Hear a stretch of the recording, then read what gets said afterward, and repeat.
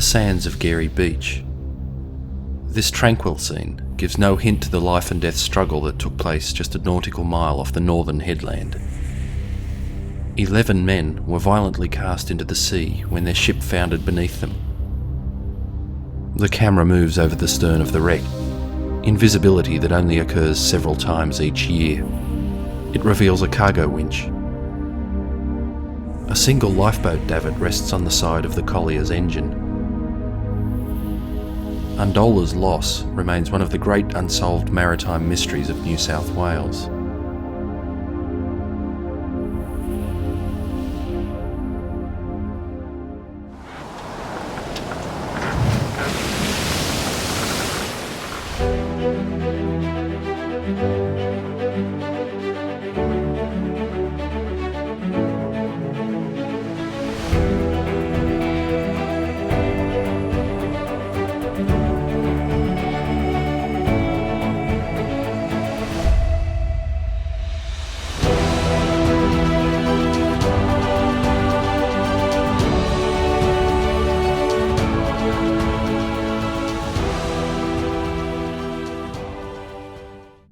Resting in a depth of 48 metres, the former pride of the Wallara Coal Company lies on her port side on a clean sandy bottom.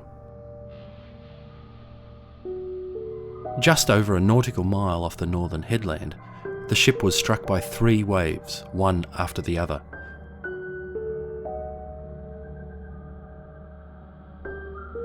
Regarded by many as the premier wreck dive in the Sydney area, Tuggerah's marine life is unsurpassed.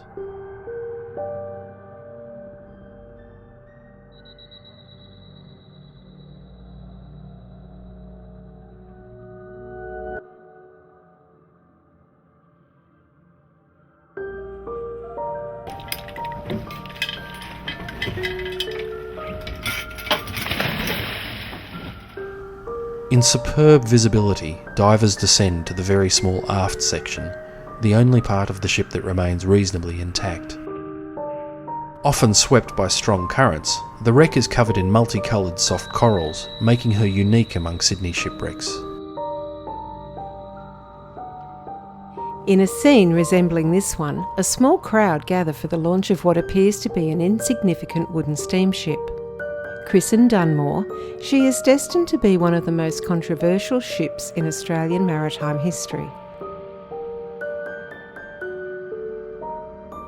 The wooden steamer's bow ran clear over the pinnace, spilling the men into the water. 15 young men lost their lives in an accident that was completely avoidable.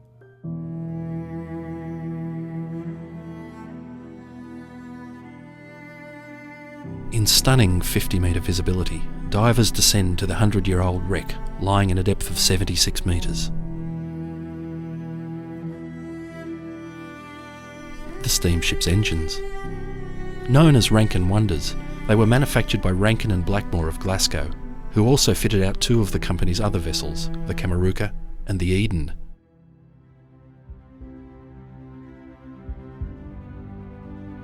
Below are the remains of prize animals that perished on their journey to the 1908 Royal Easter Show.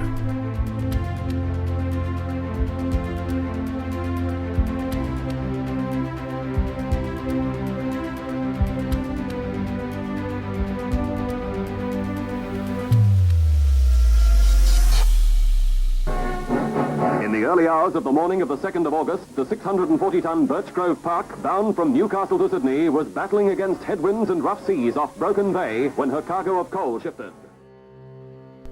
Able seaman Ken Fabian made his way to the wheelhouse and suggested to the captain that they seek shelter in Broken Bay.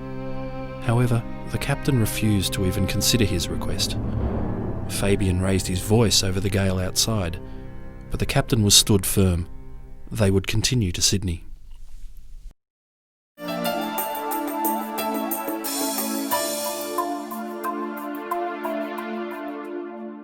To the seamen employed in the coal trade, the loss of this ship so soon after that of the Undola brought home just how vulnerable were their lives, even within sight of the coastline. It took place over 120 years ago, at a position which arguably is the most beautiful on the New South Wales coast. A ship was sacrificed with 55 souls in front of a lighthouse which was meant to protect her. The ship took with it over 9,000 gold sovereigns, leading to the deepest salvage attempt of the era. Standing like a sentry over a large area of debris and an excellent reference point for visiting divers is the Catathan's huge compound steam engine.